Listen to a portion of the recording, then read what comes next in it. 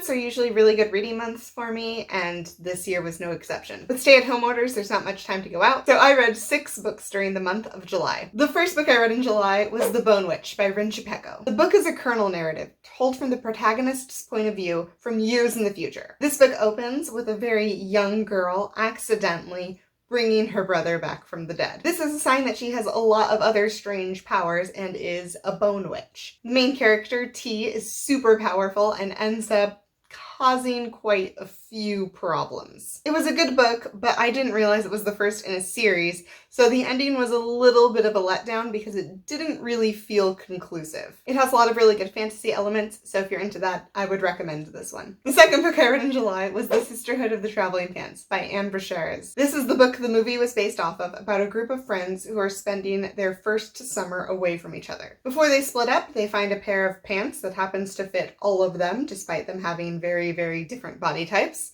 And they promise to write each other over the summer and send the pants around because they believe they are magical. It's a pretty typical coming-of-age YA story with a hint of romance and adventure in it. It was a fun, lighthearted read most of the time, and it dealt with a few deeper issues as well. Overall, I would highly recommend this book. The third book I read in July was I, Robot by Isaac Asimov. Now, I was expecting this book to have a lot of action and adventure in it like the movie did. Turns out, the movie is not like the book at all. The book is actually a series of case studies involving the laws of robotics. It goes into all the loopholes that could happen and how to find solutions for those loopholes. If you want to read this book, I would highly recommend it, but don't expect it to be anything like the movie. The fourth book I read was A Beautifully Foolish Endeavor by Hank Green. You could actually see it on my bookshelf right there. This book is a sequel to an absolutely remarkable thing. This book is so relevant to the issues going on today. It's obvious that Hank has done his research and is really familiar with these ideas. It's a very hopeful novel about how we can move past the social internet and still maintain our sense of selves without getting too lost in it. If you read the first book, you'll know that there are a few loose ends, and this book covers them all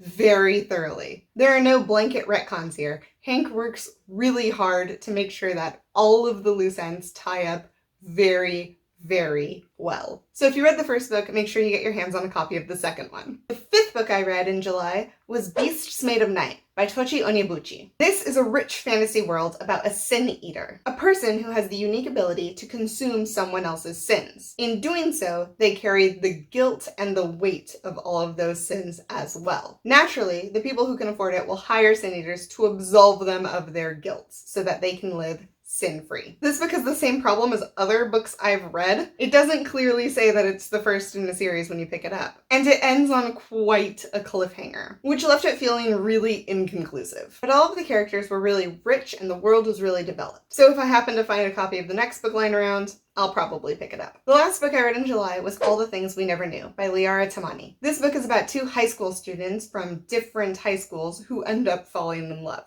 The boy is a basketball star looking to be on track for the best scholarships to the best school, but he comes from a broken family and carries a lot of baggage from that. The girl is also a basketball star, but she doesn't love basketball anymore and she doesn't know how to tell her family. On top of that, she's dealing with some other family issues that make it really hard for her to communicate properly. Because of these communication issues, a lot of problems arise, but they eventually figure it out. It's a very typical cute YA romance, so if you're into those, I would highly recommend this book. Those are my 6 for this month. You'll get 1 more of these videos at the end of August with my August wrap-up. But until then, I'll see you tomorrow. Bye.